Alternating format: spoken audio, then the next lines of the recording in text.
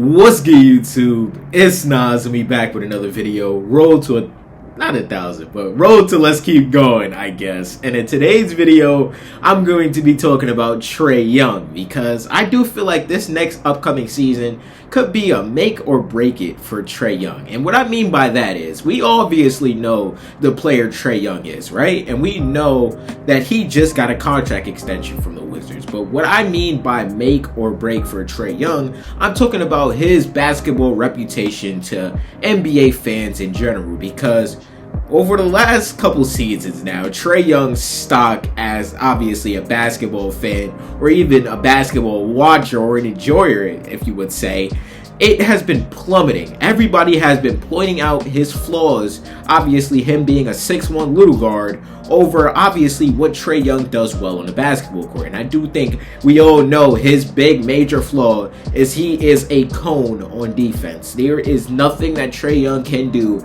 to become a better defender. And I do think some of it has to do with his effort, and obviously some of it has to do with his size, because this is no longer a little guards league. Everybody that or let's not say that, because Jalen Brunson just won a championship at 6'1", but majority of the guards in now today's NBA is at least 6'4" or above.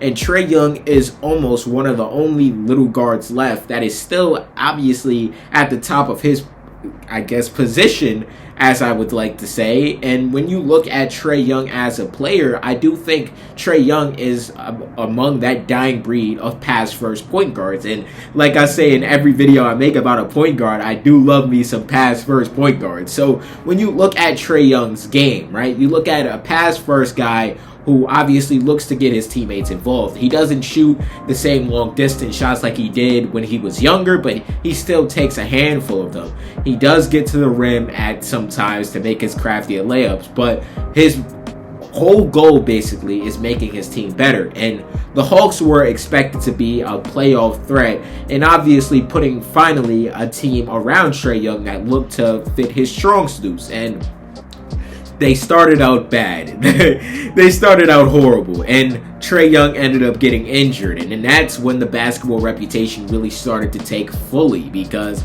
they noticed that the Hawks were playing better without him, and they went on a winning streak without him. He comes back and they lose, and then it's like, Trey, do we need you? Like, do you need to be here? Like, you are a liability on the defensive end. Yes, we love what you can give us on the offensive end, but on the defensive end, you're a liability. So, obviously, as we all know, Trey Young was traded to the Wizards in January, and he really, I've yet to see Trey Young play a serious basketball game since he was on the Hawks. I'm not gonna lie. Those Wizards games, I was not taking those serious. I'm not gonna lie. I think we all know what the Wizards were trying to do and what they were doing. They were tanking, and it ended up working for them, because obviously, as we all know, they ended up with AJ DeBonta. They ended up with the #1 overall pick. So you have to look at that as a bright spot for the Wizards, and you have to look at how that will feel, or putting Trey Young alongside AJ DeBonta, because AJ DeBonta is a pure scorer, and playing with a pure point guard will only make AJ better. So I see what you're doing from that department there.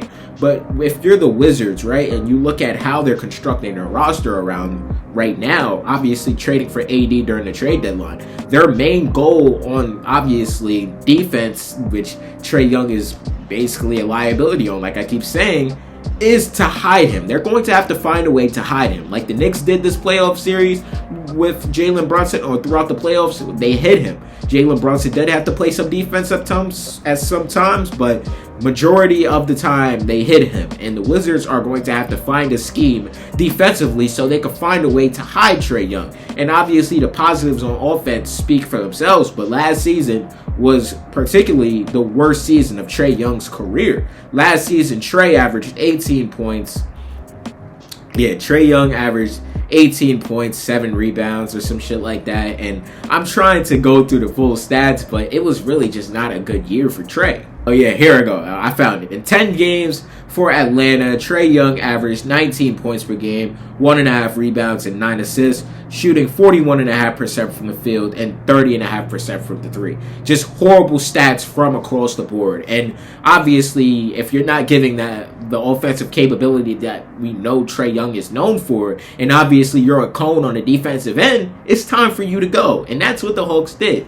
But in the 5 games that Trey Young did play with the Wizards, he averaged about 21 minutes. He averaged 15 points per game, 3 rebounds, and 6 assists, shooting 59.5% from the field and 43% from 3. Yes, it's not a large sample size. Yes, his minutes are not what they're usually at, right, at that point. But I think we all grown accustomed to seeing what Trey Young is like, obviously, throughout the seasons. And I do think next season will be a prove-it year for Trey Young, because this last season has been the most Trey Young disrespect I've seen since he's been in the NBA. And trust me, there was a lot of Trey Young disrespect before last season, but my God, did it get to a level where I see niggas debating whether Trey Young was still a top 15 point guard. I'm like, what? No, we're not going to go that far.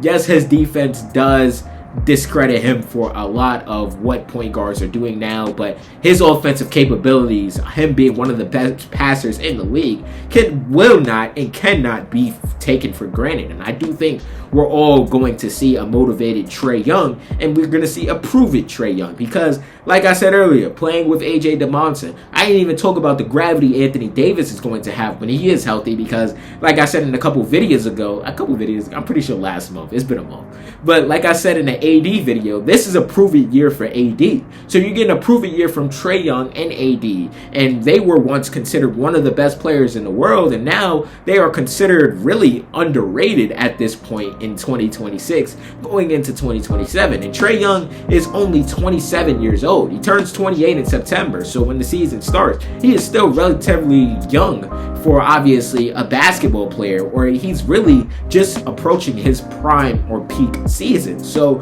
why does the Trey Young disrespect, or why has the Trey Young disrespect gone too far? That's really my question to y'all. And when you look at the Wizards roster, because I said how they're going to have to play this season, obviously you have AD, you have Trey Young, you have AJ DeBonta, you have Alex Sarr, Keyshawn George, Trey Johnson, Justin Champagnie. I'm high on Trey Johnson, by the way. Let me say that now. DeAndre Ayton, Bilal Coulibaly, Chris Middleton, Bub Carrington, Sharif Cooper, Trey Mann, Will Riley, Tristan Vujicic, Alondae Williams, Jameer Watkins, and that's about it. But when you look at this Wizards team, I do think they have the right amount of talent for this team. And they do have some veterans. Like having Chris Middleton does or will improve your chemistry in some type of department. And obviously him being one of the best scorers ever, I feel like.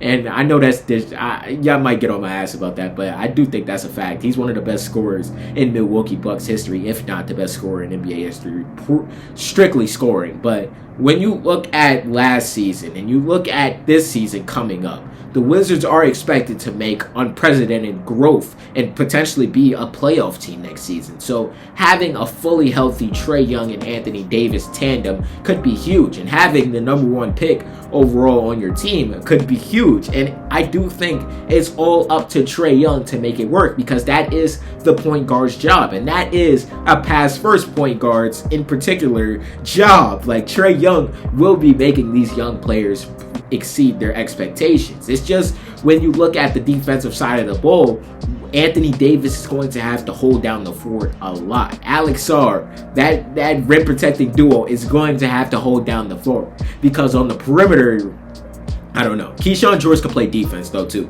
So really, Trey Young is really the only liability on that starting 5. And a starting 5, I predict, will look like Trey Young, Keyshawn George, Bilal Coulibaly, it's somebody else. AJ DeBonta, my fault. I just blanked out just now. Trey Young, Keyshawn George, AJ DeBonta, Anthony Davis, and Alex Sarr. That sounds like a great starting 5 on paper. Or if y'all don't consider that a great starting 5, I do think y'all should do y'all research on the Wizards. I don't blame y'all for not watching Wizards games.